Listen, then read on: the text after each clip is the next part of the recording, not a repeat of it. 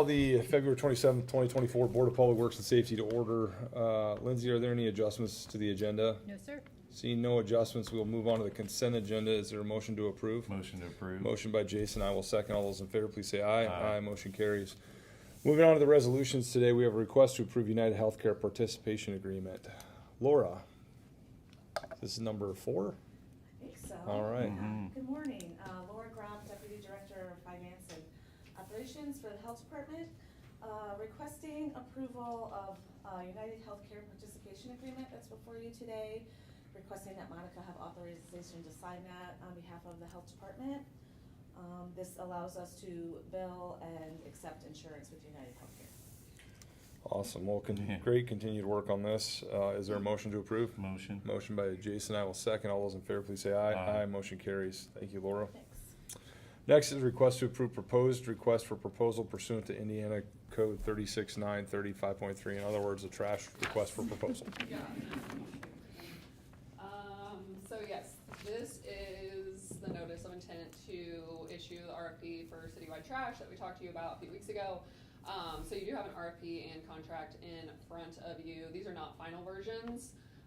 So we'll come back in April following contractor questions to this RFP. And we'll come back with a final version to approve and then officially put out to begin accepting proposals. So, baseline services are still subject to change, but just high level, we're requesting weekly recycling, weekly trash pickup, bi-weekly recycling. We do have some provisions in there for leaf pickup, bulk pickup. We call out a special needs service as well for elderly and anyone that's needing assistance with getting trash to the curb. And then we also have some overage trash provisions as well. So again, all that's subject to change once we get comments back. And then if you remember last time I mentioned, we do have a negotiation period baked into this as well. So even once we receive proposals back, there's some leeway there to have negotiations with contractors. So again, this is just the notice, and we'll be back in April with a final version to approve and begin accepting proposals. Any questions? And just to confirm, because I shared with you this morning after reviewing it again last night, I have issues with a number of things in there. Yes, We can adjust those prior to correct. the final proposal. Yeah, this is Yes. just a proposed, and then there's a comment period, so we'll address the comments in the final RFP. Okay. Back in April. Yep. Jason, anything on this? When's our, is there a targeted implementation date? Or- So right now we threw out like Q1 of 2025. Okay. Again, we want to have plenty of time Yeah, okay. for them to mobilize all of that. So we'll ensure that whatever contractor we have has plenty of time. Well, it's also dependent upon what kind of numbers we get back. Correct. If for some reason we get Yeah. less than competitive numbers, we won't move forward. Any other questions? Nope. Seeing none, is there a motion to approve the notice of intent? Yes. Motion. Motion, I will second. All those in favor, please say aye. Aye. Motion carries. Thank you, Jordan. Next is a request to approve Safe Streets for All SS4A Grant Award Agreement. Becky? Good morning, Hatem Mekki, City of Fishers Engineering.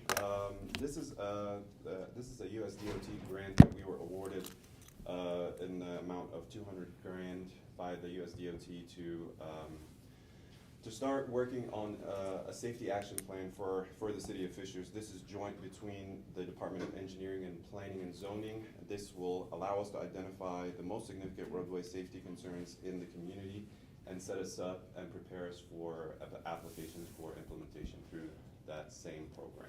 So, help me understand. So this is, we're gonna draft a safety plan, which is a check the box for then being able to go file for federal grants to actually fix the problems that we identified in the We'll plan? identify a lot of these community problems and safety action plans towards that, and that will set us up for those projects that we identify. And is that a pedestrian and vehicular? Multimodal. Okay, Yeah.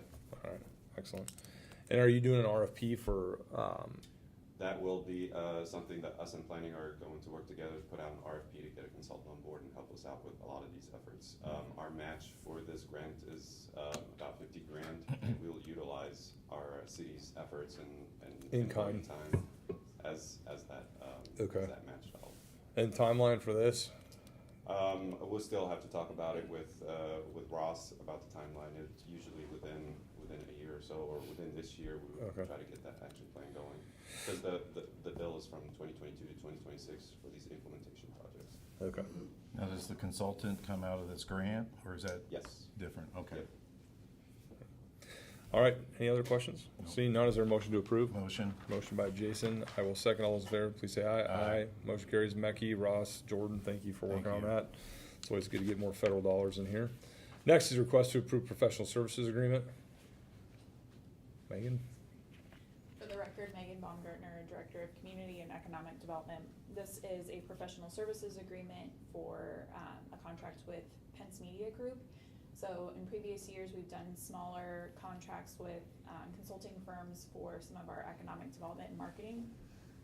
And this year, requesting a larger budget or larger contract with a more significant contract and company to be able to help us with all of that. Any questions for Megan on this? So it went from what to what, do you know, Megan? I think I went from 25 to 30 grand a year to The this 80? amount. Mhm. Yep, okay. Any additional questions? No. Seeing none, is there a motion to approve? Motion? So moved. I will second. All those in favor, please say aye. Aye. Motion carries. Thank you, Megan. Next is request to approve special purchase with Associated Controls Plus Design. Mr. Gainer. For the record, Tracy Gainer, IT Director with the city. This is a request to acquire the lighting fixtures for the theater in the new Parks and Municipal Complex. And a little context background here is that when the theater was designed, due to a number of factors, most of what we considered the design and installation of the lighting was factored in the bond. That's the piping, the controls, the power, basically the infrastructure, if you will, for lighting. But we weren't sure at the time budgetarily when and how we would do the fixtures, so those were not part of the bond initially. Thankfully, we've identified funds in this year's operating budget that'll cover this, and to keep on track with the construction schedule, and to also have one vendor for support and maintenance. That way we don't have two people pointing fingers at each other should we have any issues.